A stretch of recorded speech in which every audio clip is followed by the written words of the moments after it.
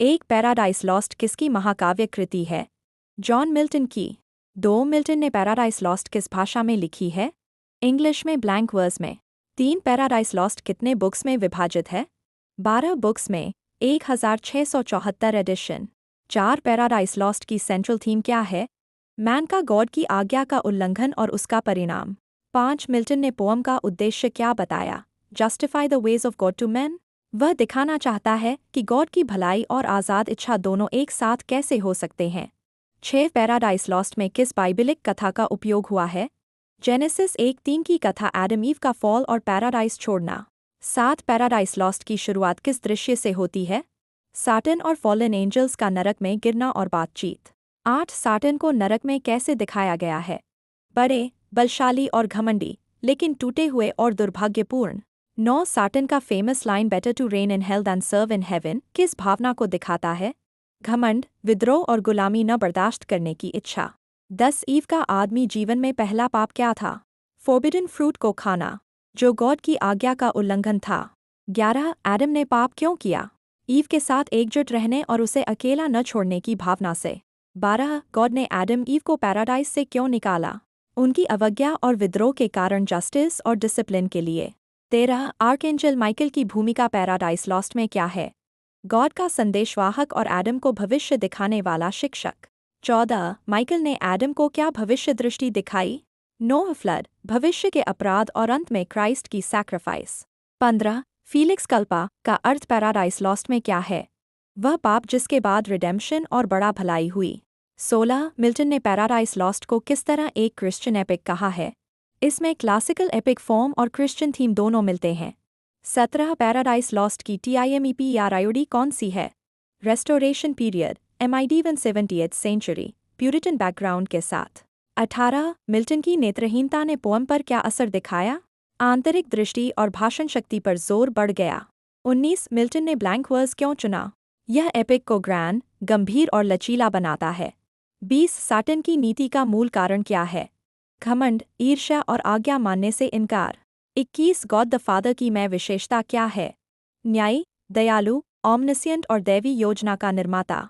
22 God the सन की भूमिका क्या है? वॉरियर, मीडिएटर और अंत में मानवता के लिए बलिदान देने वाला। 23 एडम को किस तरह का नायक माना जाता है? जिज्ञासु, भावनात्मक और अपूर्ण लेकिन दुर्बल नायक।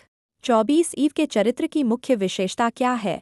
सुंदर, जिज्ञासु और अंतर संघर्ष से गुजरने वाली। 25 ईव के द्वारा फल खाने का अंतर्भाव किस भावना से हुआ? ज्ञान प्राप्त करने और अपनी पहचान बढ़ाने की इच्छा से। 26 पैराडाइस लॉस्ट में फ्री विल का सिद्धांत कैसे दिखाया गया है? गॉड ने इंसान को चुनने की आज़ादी दी थी और उसे नियंत्रित नहीं किया। 27 प्राइड को पैराडाइस लॉस्ट में मुख्य बुराई का कारण क्यों माना गया है? साटन ने अपने को गॉड से ऊंचा समझा और विद्रोह किया। 28 टेम्पटेशन का चित्रण किस चरित्र के माध्यम से हुआ है?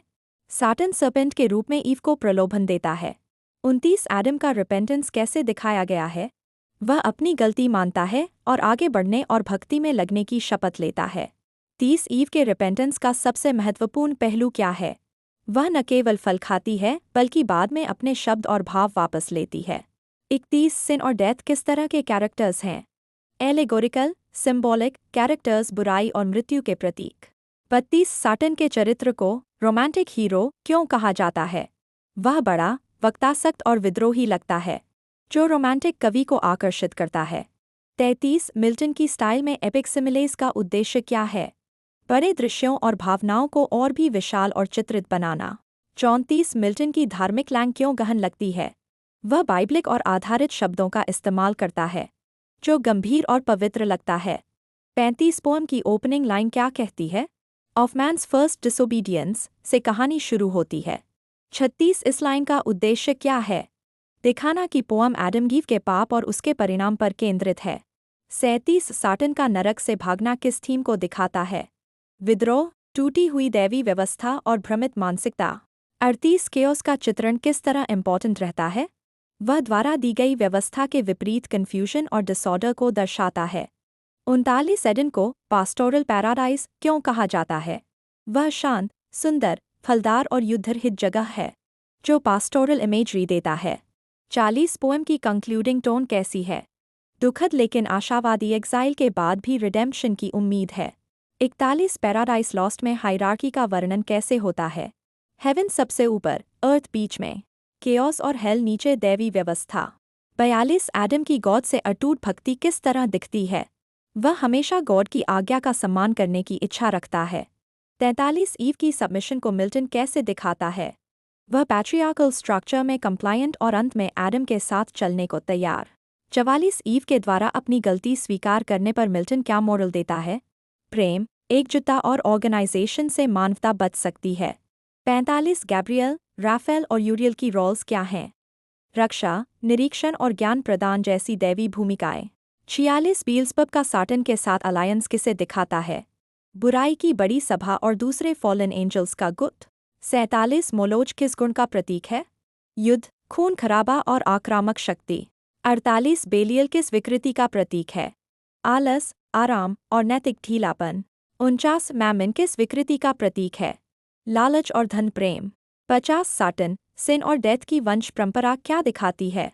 बुराई से बुराई निकलती है और हर बार और भी बढ़ती जाती है। 51 मिल्टन की थियोडिसी का उद्देश्य क्या है? गॉड की भलाई को ईविल और पाप के बावजूद डिफेंड करना। 52 पोएम में ओबीडियंस और डिसोबीडियंस के बीच द्वंद्व कैसे दिखाया गया है? गॉड की आज्ञा मानना भावना और न मानना विनाश का कारण है। 53 पोएम में टेम्पटेशन और डिजायर का चित्रण कैसे हुआ है? ईव की जिज्ञासा और ज्ञान प्राप्ति की लालसा ने उसे पाप की ओर धकेला। 54 एडम की इंटेलेक्चुअल क्यूरियोसिटी और ईव की एस्थेटिक क्यूरियोसिटी में क्या अंतर है? एडम जानकारी चाहता है, ईव दृश्य सौंदर्य और अपनी छवि से प्रभावित होती है। 55 पोएम में लाइट और डार्कनेस का जक्सटापोजिशन क्या दिखाता है? ज्योति और अंधकार के बीच अच्छाई और बुराई का द्वंद्व। 56 साटन की भाषा को सबलाइम और सेडक्टिव क्यों कहते हैं? उसकी भाषा ऊंची और आकर्षक है, लेकिन धोखा देने वाली भी। 57 मिल्टन को the poet of the Sublime क्यों कहा जाता है? वह बड़े दृश्यों और भयंकर शक्तियों को इतनी शक्तिशाली भाषा में दिखाता है कि दर्शक चौंक उठता है। 58 रोमांटिक कवियों ने साटन को अलग क्यों देखा? उन्हें वह विद्रोही, गुमनाम और असली नायक जैसा लगा। 59 फेमिनिस्ट क्रिटिक्स ईव पर क्या दृष्टि रखते हैं? वह दबी हुई है लेकिन अपनी जिज्ञासा और दृढ़ता से भी दिखाई देती है। 60 मिल्टन की पोर्ट्रेयल ऑफ गॉड को दूर और निष्ठुर क्यों माना जाता है? वह निर्णय तुरंत और निर्ममता से देता है, जो कभी भी दूर की तरह दिखता है। 61 पैराडाइस लॉस्ट को डिडैक्टिक एपिक क्यों माना जाता है? यह न केवल कहानी है बल्कि नैतिक और धार्मिक शिक्षा भी देती है। 62 मिल्टन ने म्यूज़ को अपने पोअम में कैसे बदला? वह क्लासिकल म्यूज़ की जगह होली स्पिरिट को पोएम का अध्यक्ष मानता है। 63 पोएम में लॉन्ग सेंटेंसेस और इन्वर्टेड सिंटैक्स का उद्देश्य क्या है? यह भाषा को गंभीर, अटूट और दार्शनिक बनाना है। 64 पोएम की भाषा को इतना लर्न क्यों माना जाता है? इसमें बहुत बड़े शब्द, लैटिन आधार और शास्त्रीय उदाहरण हैं। 65 पोएम में साटन के वक्तृत्व को देखकर क्या लगता है? वह बहुत चतुर और शक्तिशाली वक्ता भी है, लेकिन अपने लक्ष्य में धोखेबाज भी। 66 पोएम की एंडिंग लाइन का थीम उद्देश्य क्या है? पैराडाइस तो छोड़ा गया, लेकिन दिल में भक्ति और उम्मीद के साथ आगे बढ़ना है। 67 एडम की अंतिम बातें किस भावना को दिखाती हैं? आशा, एकता और गॉड के साथ आगे बढ़ने की इच्छा। 68 ईव की अंतिम बातें किस भावना को दिखाती हैं? अपनी दुर्बलता स्वीकार करना और एडम के साथ जुड़ने की तैयारी। 69 पोएम में हैप्पी फॉल की थीम किस तरह दिखती है? एडम ईव के पाप के बाद भी क्राइस्ट की आगमन और सैल्वेशन की उम्मीद है। 70 पोएम में ऑथोरिटी की थीम कैसे दिखती है? गॉड की आज्ञा सर्वोच्च रहती है, उसका विरोध ही फॉल का कारण है। 71 पोएम में रिबेलियन की छवि किस चरित्र से शुरू होती है? साटन के विद्रोह से, जो बाद में एडम ईव पर असर डालती है। 72 पोएम में GNDRROLES की छवि कैसी है? ईव नीचे और सबॉर्डिनेट दिखाई जाती है, लेकिन उसकी जिज्ञासा भी दिखती है। 73 पोएम की ब्लैंक वर्स की धार्मिक उपयोग क्यों अहम है? यह दिखाता है कि गंभीर धार्मिक विषय भी शक्तिशाली कविता में बदल सकता है। 74 पोएम में एपिक सिमिलेस का उदाहरण क्या दिखता है? हेवन या आर्मी की तुलना बड़े शास्त्रीय दृश्यों से की जाती है। 75 पोएम की भाषा शेक्सपियर, स्पेंसर और ड्राइडन से कैसे अलग है? इसमें नैतिक धार्मिक गहराई और दैवी विशालता ज्यादा है। 76 पोएम की 1667 एडिशन किस बात से जानी जाती है? इसमें बुक्स की संख्या और अरेंजमेंट कम थी और बाद में बदला गया। 77 1674 एडिशन क्यों अधिक मान्य मानी जाती है? यह मिल्टन की अंतिम आर्टिस्टिक रूप से अप्रूव्ड रूप है।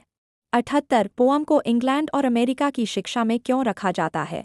यह थियोलॉजी, फिलॉसफी और एपिक पोएट्री का ऊंचा मिश्रण है। 79 पोएम की रेलेवेंस आज भी क्यों बनी हुई है? आज भी लोग फ्री विल, टेम्पटेशन और रिबेलियन पर सोचते हैं। 80 पोएम को वार्निंग और होप का मिक्सचर क्यों माना जाता है? यह दिखाता है कि पाप खतरनाक है, लेकिन दया और रेडेम्पशन भी संभव है। 81 पोएम में एडन को किस तरह लॉस्ट पैराडाइज कहा जाता है? वह शुरुआत में आदर्श है, लेकिन पाप के बाद खो जाता है। 82 पोएम में हेवन की तस्वीर कैसे दिखती है? व्यवस्थित, दैवी और अनंत शांति वाली। 83 पोएम में हेल की तस्वीर कैसे दिखती है? अंधेरा, युद्ध, दर्द और टूटी हुई शक्तियों से भरी। 84 पोएम में गॉड की ओमनिसियंस को कैसे समझाया गया है? गॉड पहले से जानता है कि साटन क्या करेगा और एडम ईव कैसे फॉल करेंगे। 85 पोएम में फॉल ऑफ मैन क्या कहता है? आदमी की दैवी नज़दीकी से दूरी और श्रम और दुख की दुनिया में जन्म। 86 पोएम में रिडेम्पशन की आशा कहाँ दिखती है? क्राइस्ट की भविष्य में आने वाली सैक्रिफाइस और मानवता के बचाव की झलक में। 87 पोएम की पॉइंट ऑफ व्यू कौन सी है? कभी ओमनिसियंट नैरेटर, कभी एडम ईव के दृष्टिकोण से दिखाई जाती है। 88 पोएम में साटन के विचारों को कैसे दिखाया गया है? उसके लंबे भाषणों और द्वंद्वात्मक वाक्यों से। 89 पोएम में एडम की अंतरसंघर्ष को कैसे दिखाया गया है? वह ईव के साथ रहना चाहता है, लेकिन गॉड की आज्ञा भी तोड़ना नहीं चाहता। 90 पोएम में ईव की साइकोलॉजिकल डेप्थ कैसे दिखती है? उसके सपने, आत्मचर्चा और फिर रिपेंटेंस से। 91 पोएम की ओपनिंग इन्वोकेशन किसे एड्रेस करती है? होली स्पिरिट को, जो मिल्टन का धार्मिक म्यूज है। 92 पोएम की फर्स्ट लाइन किस भावना से शुरू होती है? दुख, गहरी जिम्मेदारी और बड़ी कहानी कहने की इच्छा से। 93 पोएम में साटन की योजना का उद्देश्य क्या है? गॉड की योजना को भ्रष्ट करके उसे चुनौती देना और एडम ईव को गिराना। 94 पोएम में ईव के प्रलोभन को किस तरह धोखेबाज दिखाया गया है? वह उसे ऐसे तर्क देता है जो दिमाग में सही लगें, लेकिन मर्मस्थल पर गलत हैं। 95 पोएम के अंत में एडम और ईव किस भावना से निकलते हैं? एकजुटता, भक्ति और आगे बढ़ने की आशा के साथ। 96 पोएम को भारतीय यूनिवर्सिटीज़ में क्यों पढ़ाया जाता है? यह इंग्लिश एपिक का ऊंचा उदाहरण और आध्यात्मिक दार्शनिक चर्चा का केंद्र है। 97 पोएम में मिल्टन की पॉलिटिकल दृष्टि कैसे दिखती है? विद्रोह, अधिकार और निरंकुश शक्ति के खिलाफ उसकी अस्वीकृति झलकती है। 98 पोएम की धार्मिक दृष्टि किस धर्म की ओर झुकती है? क्रिश्चियनिटी, विशेष रूप से प्रोटेस्टेंट प्यूरिटन विचारधारा। 99 पोएम की शैली को किस तरह ग्रैंड स्टाइल कहते हैं? ऊंची भाषा, दृढ़ विचार, बड़े दृश्य और गंभीर विषयों के कारण। 100 पैराडाइज लॉस्ट को मिल्टन की मास्टरपीस क्यों कहा जाता है? यह उसकी सबसे विशाल, जटिल और असरदार कृति है, जिसने इंग्लिश लिटरेचर को बदल दिया।